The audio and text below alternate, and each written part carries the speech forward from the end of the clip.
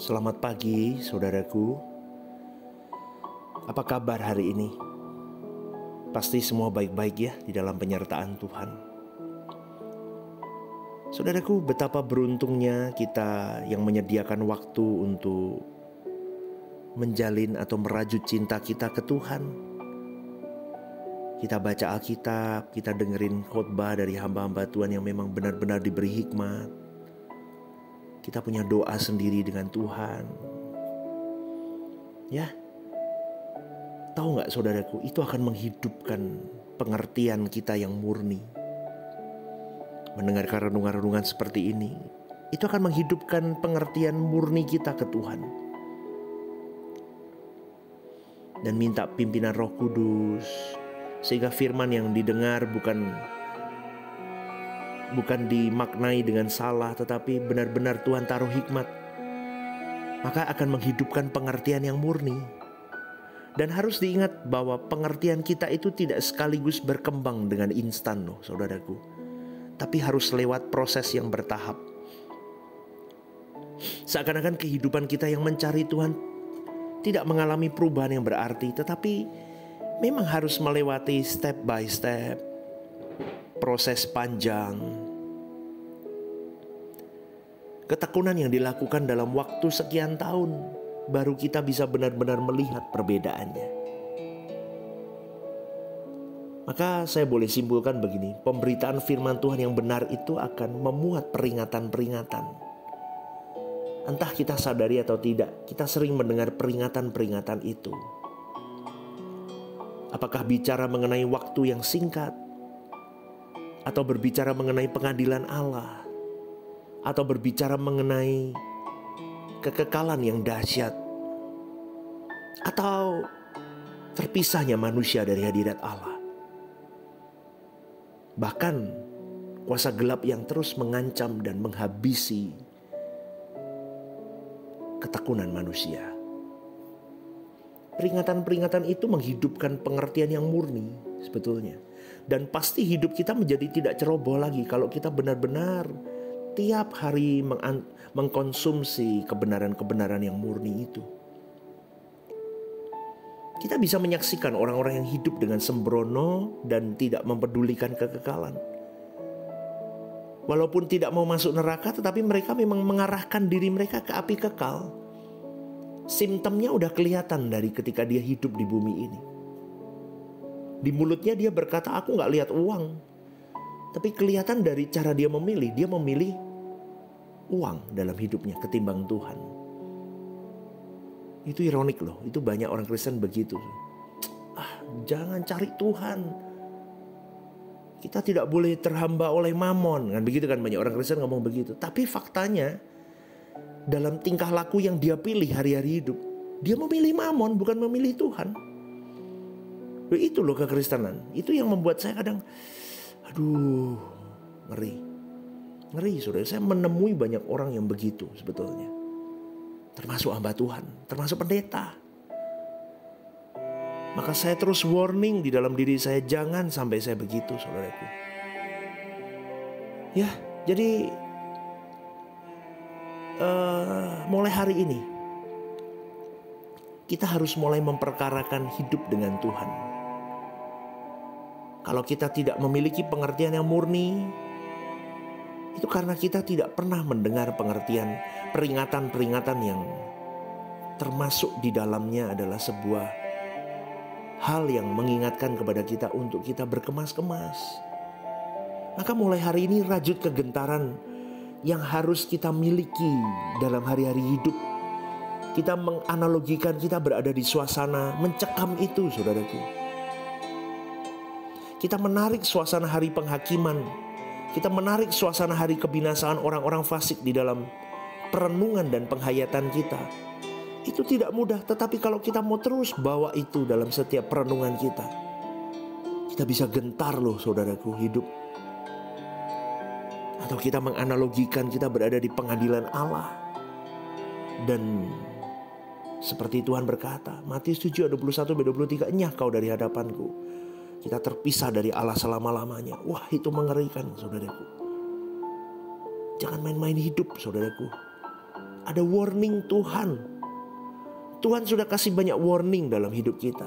Jangan bebal, saudaraku. Jangan sombong dengan hidupmu hari ini. Maka pengertian yang murni ini akan memampukan kita menghayati hal-hal tersebut. Dan kalau kita mampu menghayatinya, kita tidak usah dipaksa untuk hidup suci. Kita tidak perlu diancam untuk hidup tidak bercacat, tidak bercela. Kita sendiri yang memacu diri untuk hidup suci. Kita sendiri yang memacu untuk hidup tidak bercacat, tidak bercela. Tidak perlu diiming-imingi sesuatu.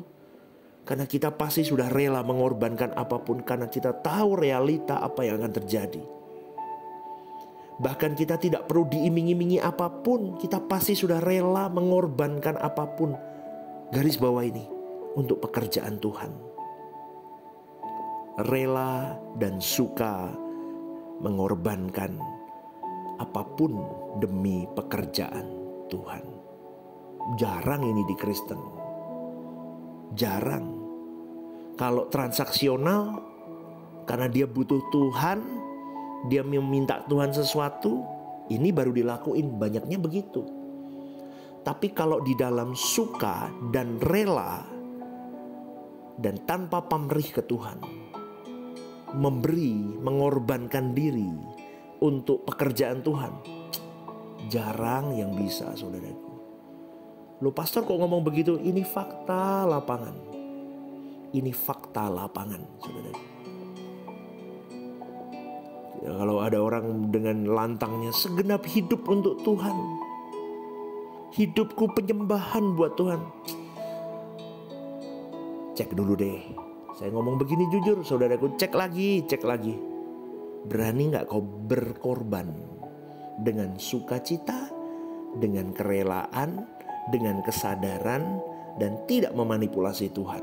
Belum tentu, saudaraku. Maka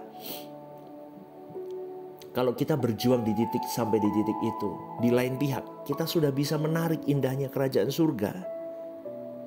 Tapi ini jarang. Berapa persen manusia? Tidak ada 1%, saudaraku. Betul. Maka hamparan padang hijau yang tidak bertepi itu sudah kita alami di bumi ini. Lu kok bisa begitu? Karena orang yang mengalami Tuhan, orang yang hanya sukacitanya Tuhan, keadaan hidupnya mau apapun dia bahagia, saudaraku. Karena surga memang dia ciptakan di dalam hidupnya sejak dia hidup di bumi ini.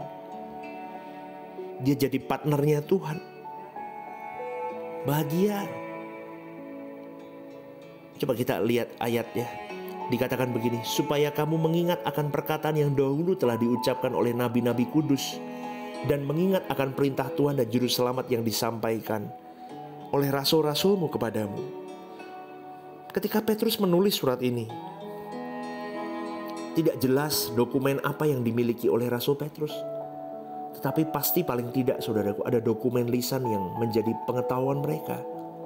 Yang karenanya Petrus mengatakan begini, mengingat akan perkataan yang dahulu telah diucapkan oleh nabi-nabi kudus, dan mengingat akan perintah Tuhan dan juru selamat yang telah disampaikan oleh rasulmu kepadamu. Apa yang menjadi dokumen lisan yang dipahami Petrus?